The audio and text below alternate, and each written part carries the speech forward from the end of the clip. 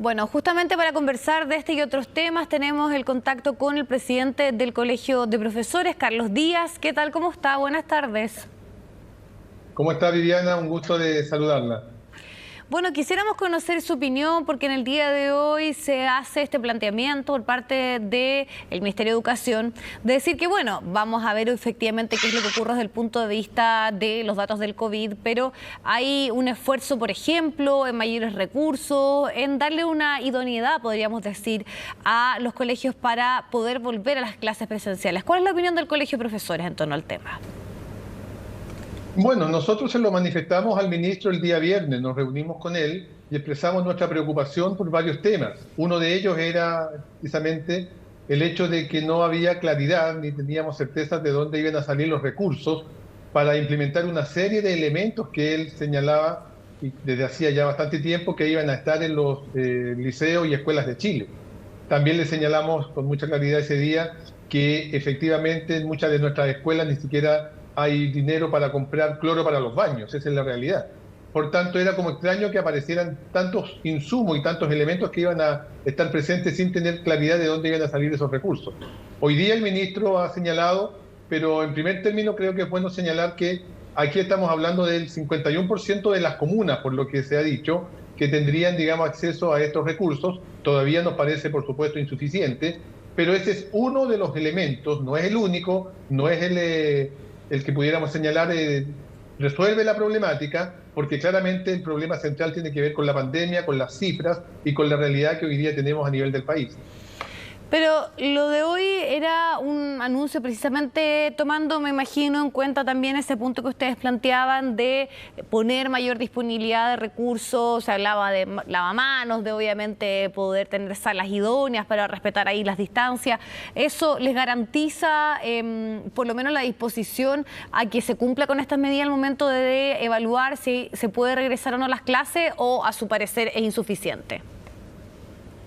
Bueno, en realidad es absolutamente insuficiente, es solo un elemento. Nos parece importante, sí, no dejo de reconocerlo, pero reitero, no es suficiente todavía. Primero por la cantidad, porque, reitero, hay una cantidad importante de comunas que lamentablemente no están siendo consideradas todavía en este plan, pero además porque no es solamente la situación de cómo vamos a preparar el regreso en función de los espacios escolares o de lo que ocurra, digamos, en su interior.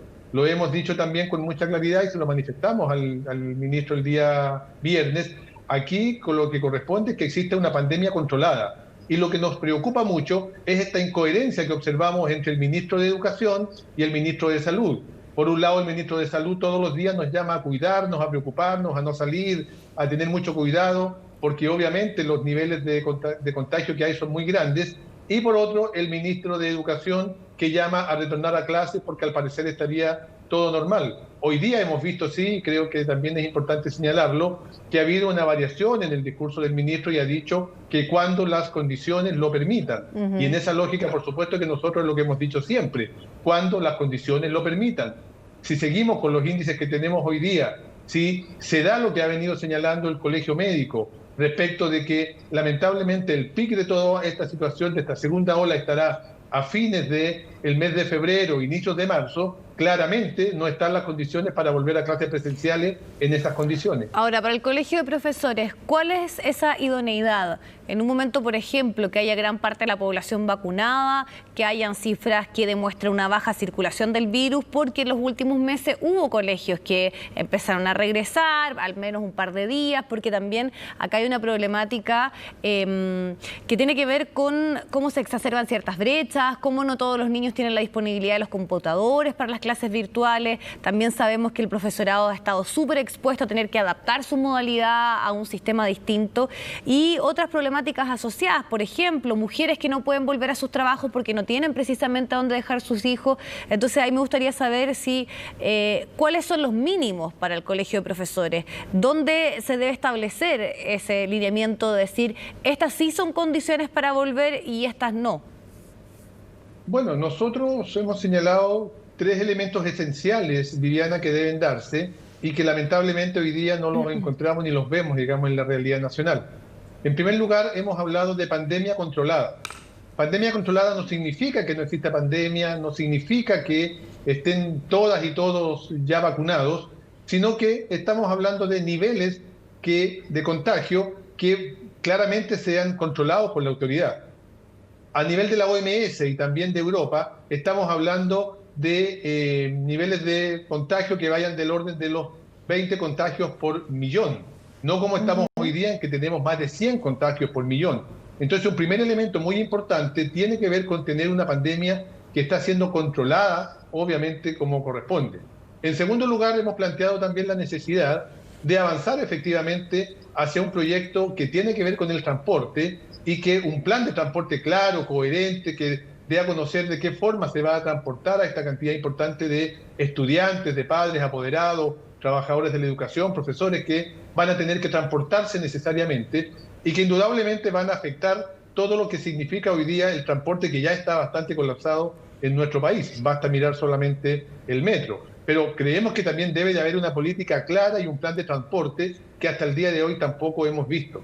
Y en tercer lugar tiene que ver con las condiciones al interior ya de los espacios escolares, los espacios educativos.